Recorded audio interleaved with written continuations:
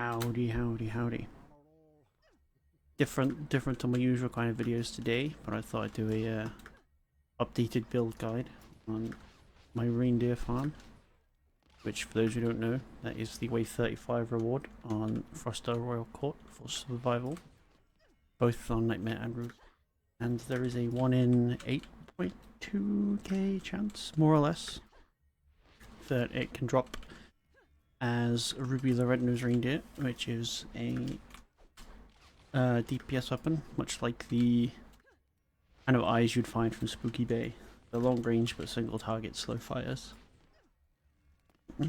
So let's jump right on in.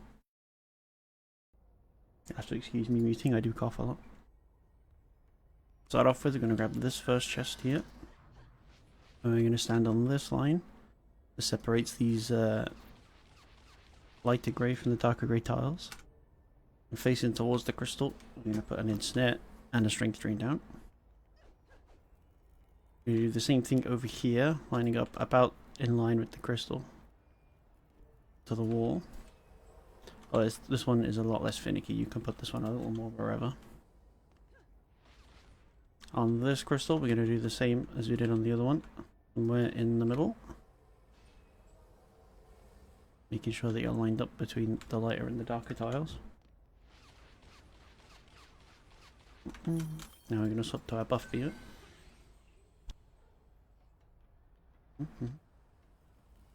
On this windowsill over here, I'm going to put a 4DU buff beam. And we're going to immediately upgrade it with the mana we have over here. Level 5. I'm going to grab this chest. We're going to do the same thing here. Starting the buff beam at the end of that chest and stretching it just before it goes 5 as well. Now I'm going to upgrade this to level 5 as well. And then just on the other end, I'm going to grab this chest now. It doesn't matter if you get this before or after the buff beam if you've got the mana. But about in line with like this crease that goes along here. About here is usually fine. And we are going to re-upgrade that to 5. Now we're going to grab our Hermit. I'm going to grab this chest now. And pull all the mana into this little corner here so it's easier to grab later. And at the close, like the end of the buff beams closer to the crystal on these two outlines, we're just going to pop a cheeky golem.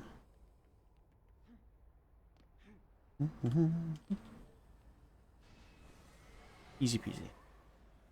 Now this is a stacking build. And what we're going to do next is move to our Warden. So we're going to do 3 stacks. So on this first stack here, on this inside one, we're going to put down a Wisp.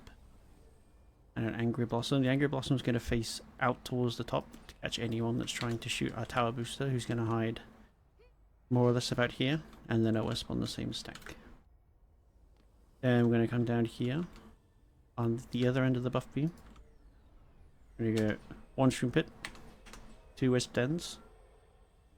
We're going to go 4 Clouds, approximately in that direction. If it's like here or here, it's not really that important.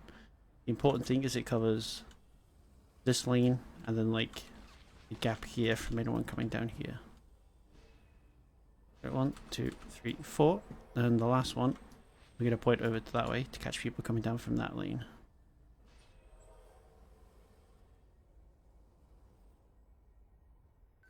Grab the rest of the mana from this chest. And we're going to do the same thing at the back of this column. 1 Shroom, 2 Wisp, 4 Clouds right, 1 Cloud left.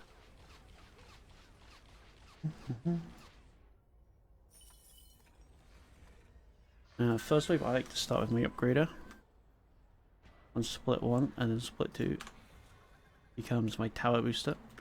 Now my Tower Booster will usually sit like on this pillar, maybe a little further over, because if you stand this close, they become very, I don't know how or why the target works this way, but they become susceptible to people that start walking across the top. This way it just keeps them a little safer. Now we can start. I'm aiming so the ball goes like just through the window that you can just see there. And once that's on, I put a tower boost and just kind of forget about him for the rest of the wave. And grab another chest, and I'm just going to run around and upgrade for the rest of this first wave.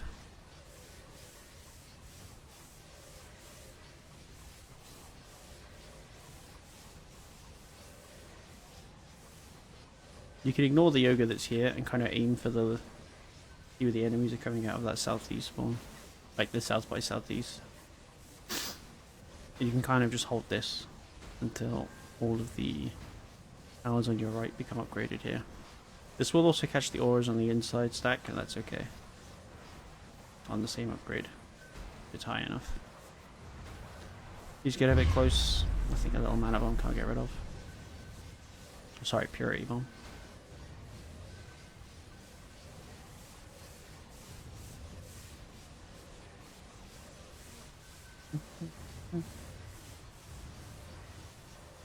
Cool, these are upgraded. We're going to go up to this little stack here. Grab this chest. We're not going to be here for very long if we grab that chest. See, they're already both level 5, and now we can move on. I end up shooting the wyverns a lot for this stack, but if you find somewhere else that works for you, it works for you. Absolutely no problem at all.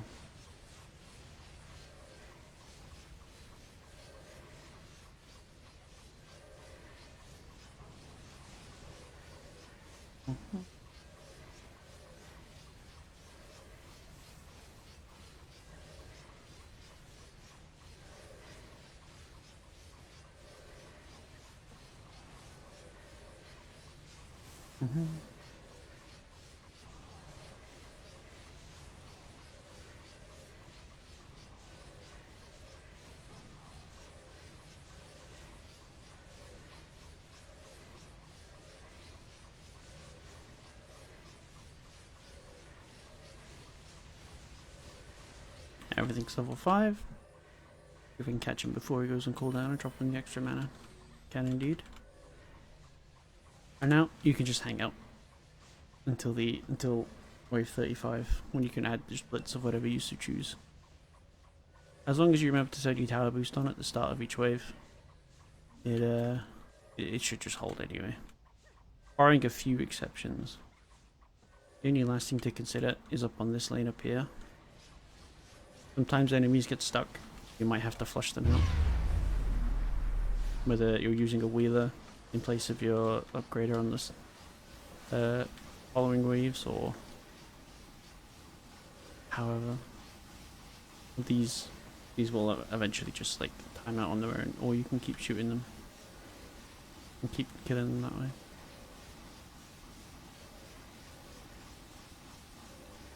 Any second now.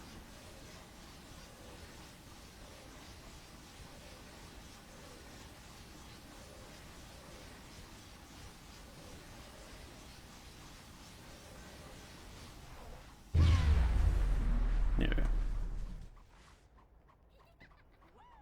Nice.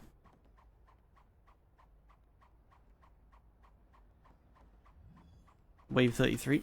I'm going to swap to a wheeler. If you want to truly AFK, you can. You can bring out like your builder warden for the same type bonus or whatever you so choose, but I'm just going to stick to this for now.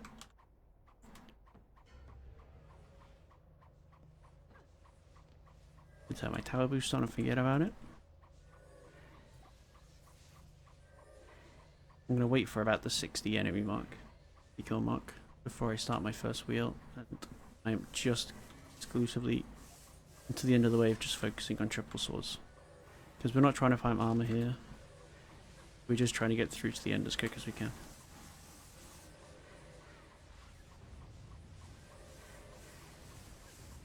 If you're not using something with damage potential, whether your Jester can't do it or you're perhaps using like the AFK Warden or whatever, then that's why these towers over here are handy.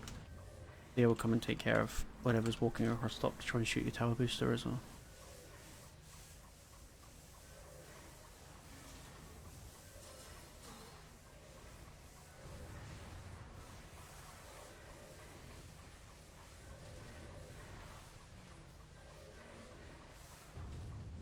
If you're worried about this stack down here not quite being tower boosted, you can either move your tower booster slightly over if you can find the right angle, or you can bring the stack closer to the wall and that should be okay.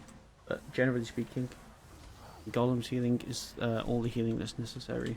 So I don't really find much more of a use for even tower boosting than the stack, because they'll get the kills anyway. It's mostly just to top the auras up, really.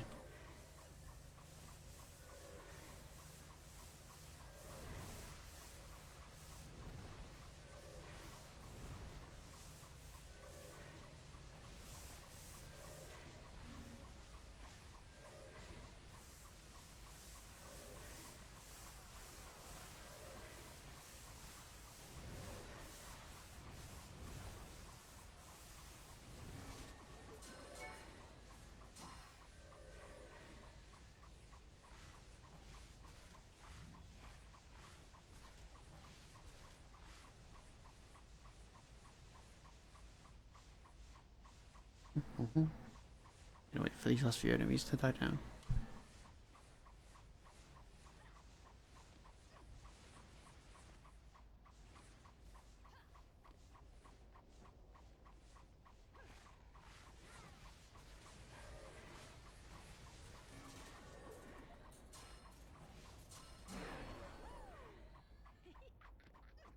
Easy peasy.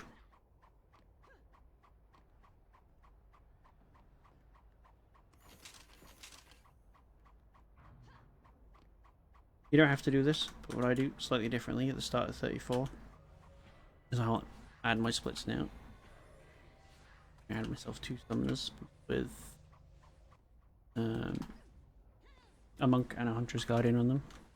Although it shouldn't really matter that much. It's just kind of personal preference, because this build will pretty much hold on its own anyway. I imagine ideally with like 6k on your Warden and about 6k on your Hermit as well, there shouldn't be a problem. As long as the outer auras have got the range to reach the buff beam, shouldn't be an issue either.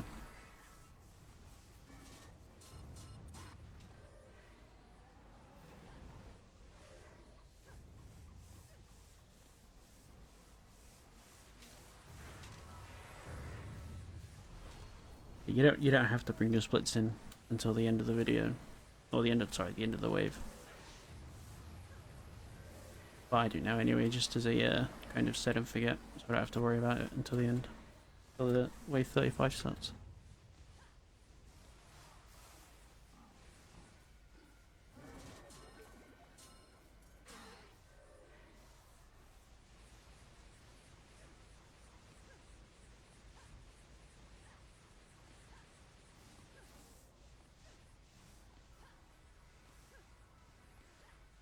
There's a weapon on the floor.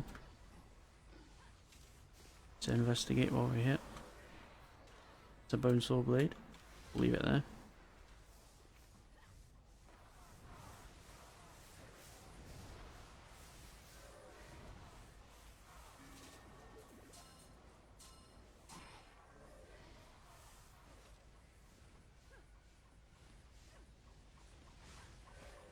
Periodically just gonna keep checking for stuck mobs on this lane that we had on the first wave. It was way less likely to happen on the second wave onwards, but sometimes that can still happen. They will eventually time out on their own, but you can by all means run them down earlier if you so want. It saves you waiting.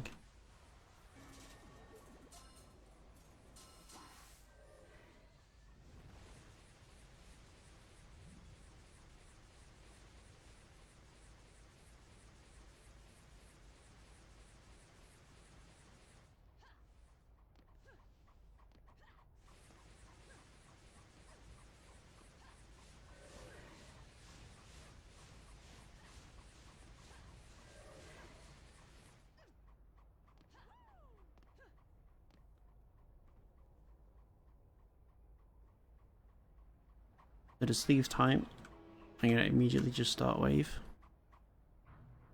and get my tower boost set up. Now whilst he's set up, he's got his first few shots out to give him some mana. I'm going to take my Guardians. I'm going to stick one summon out on each of the outside stacks. And then we can set and forget for the rest of the wave.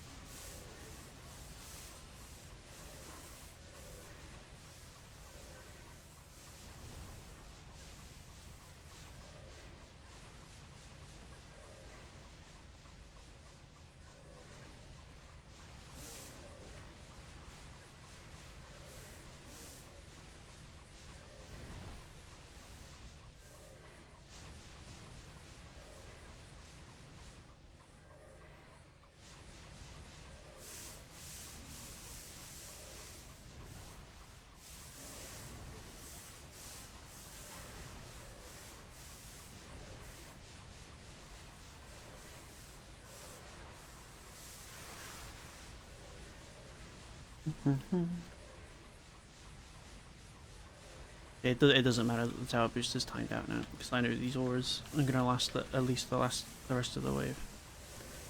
And if they do start getting low, I have 2 summoners I can flash heal.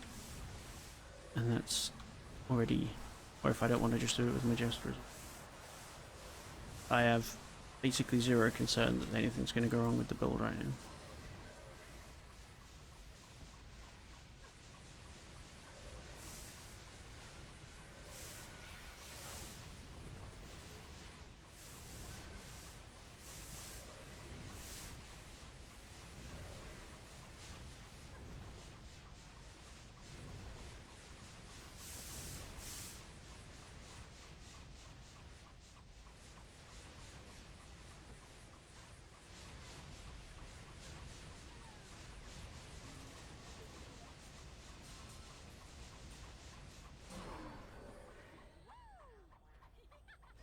And there we go. We'll see if we get it first. We did. We didn't get it on split 1. That's okay. I'm gonna have a look at the accessories over here. Yeah. I've seen worse. Why, hold on to Sonic. But what I'm mostly looking for are the... You'll know if you got it, because 1, you'll see damage stats. You got the 1 in 8.2k DPS range there. But I'm also kind of looking for these builders as well, because these can soft cap at 750 and they hard cap at 800, which means they can't spawn any higher. But at least with this one, we got a very nice soft quad cap on the builder. I'm going to keep a hold of that one. Same thing with this one. This one hard capped on that as well. Oh, very nice. We got our very first 8 times soft cap. Very nice indeed. That one's not going to have enough upgrades to reach it. And neither is that one, so we're going to just kind of leave that alone. So yeah,